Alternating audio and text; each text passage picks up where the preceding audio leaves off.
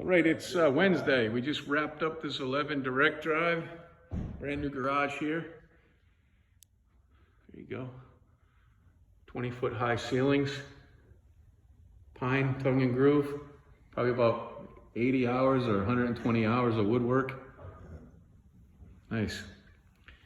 And our 11 direct drive pop right in here, nice and wide. You're up at, I believe it's 108 inches at the wheels, 118 at the mirrors.